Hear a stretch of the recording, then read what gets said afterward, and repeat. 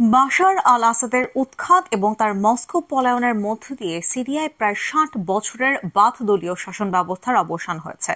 সাদ্দাম হোসেনের আগ্রাসনের কালে সিরিয়া ইরানের পক্ষে অবস্থান নিয়েছিল।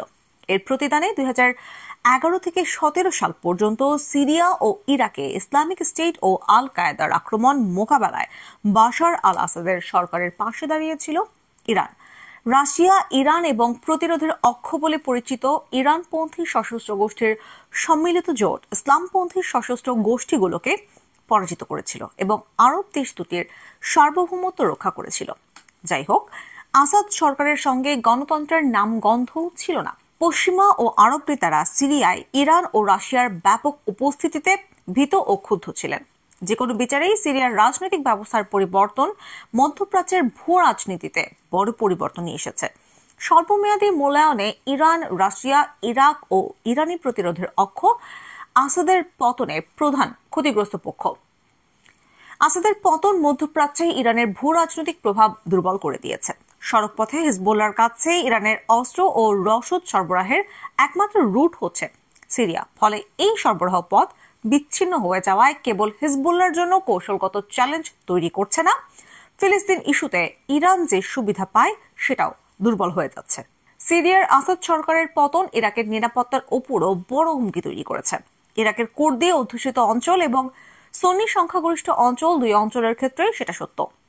স্বল্পমেয়াদে ইসরায়েল, হিজবুল্লাহ ও গোটা অঞ্চলের ইরানি অক্ষ শক্তিকেও আরো দুর্বল করার সুযোগ পেয়ে গেছে। যাই হোক, প্রতিবেশী দেশে নতুন ইসলামিক সশস্ত্র গোষ্ঠীর কর্মকাণ্ড, ফিলিস্তিনি ইস্যুতে সিরিয়ার ভবিষ্যৎ সম্ভাব্য অবস্থান এবং গোলান মালভূমি নিয়ে বিরোধ সব মিলিয়ে ইসরায়েলের ওপর দীর্ঘমেয়াদে নিরাপত্তা হুমকি তৈরি করবে। আবার স্বল্প মেয়াদে আসাদের পতনে যুক্তরাষ্ট্র ও পশ্চিমারা বিজয়ী হবে, কেননা অঞ্চলটি থেকে রাশিয়া ও ইরানের প্রভাব ব্যাপকভাবে কমিয়ে দিয়েছে। সিরিয়ায় একটি সেকুলার সরকার পতন এবং ইসলামপন্থীদের উত্থান দীর্ঘমেয়াদে যুক্তরাষ্ট্রের স্বার্থে কি প্রভাব ফেলবে সেটা এখনো অনিশ্চিত। কুর্দি ইস্যুতে যুক্তরাষ্ট্র ও তুরস্কের ভিন্ন দৃষ্টিভঙ্গি এবং সিরিয়ার বিদ্রোহীরা ভবিষ্যতে কি করবেন তা নিয়ে অস্পষ্টতা এবং গোটা অঞ্চলে আরো অস্থিতিশীলতা সৃষ্টির সম্ভাবনা।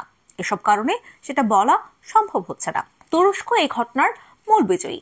তুরস্ক এখন তাদের দেশের উপর সিরীয় শরণার্থীদের নিয়ে যে সংকট তৈরি হয়েছে সেটা সমাধানের আশা করতে পারে, কুর্দি অঞ্চলে আরো কার্যকর নিয়ন্ত্রণ প্রতিষ্ঠা করতে পারে, ফিলিস্তিন ইস্যুতে আরো জোরালো ভূমিকা পালন করতে পারে এবং মধ্যপ্রাচ্যে সমমনাদের সঙ্গে আরো শক্তিশালী জোট গড়ে তুলতে পারে।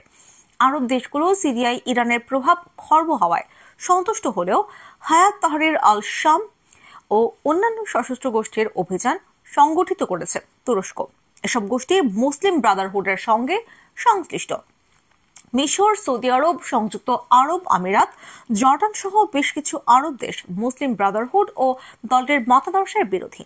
ফলে মধ্যপ্রাচ্যে তুরস্কের প্রভাব বিস্তার করতে চলেছে এবং সিরিয়ায় ব্রাদারহুড আধিপত্য বিস্তার করবে, এটা ধরে নিয়ে কয়েকটি আরব দেশ সিরিয়ার নতুন হুমকি বলে মনে করতে পারে। সিরিয়ার রাজনৈতিক ভবিষ্যৎ কেমন হবে তা নিয়ে সম্ভাব্য দুটি চিত্র কল্পনা করা যেতে পারে। প্রথমটি হলো নতুন একটি ব্যবস্থায় শান্তিপূর্ণ রূপান্তর। দ্বিতীয়টি হলো লিবিয়া বা সুদান ঘরানার ফলাফল। শান্তিপূর্ণ রূপান্তর কেবল তখনই সম্ভব যদি আসাদকে উৎখাত করা সিরিয়ার বিদ্রোহীরা কথা ও কাজে মধ্যপন্থা নেয়। যাই হোক, তারা ভিন্ন ভিন্ন গোষ্ঠী থেকে এসেছে। এটি সাধারণ শত্রুকে নির্মূল করতেই তারা একত্র হয়েছে। সেই শত্রু যখন উৎখাত হয়েছে, এখন তাদের মধ্যকার পার্থক্যগুলো সামনে আসবে। ফলে নিজেদের পার্থক্যগুলো কিভাবে মিটিয়ে ফেলা হবে তা নিয়ে অনিশ্চয়তা থেকে যাচ্ছে।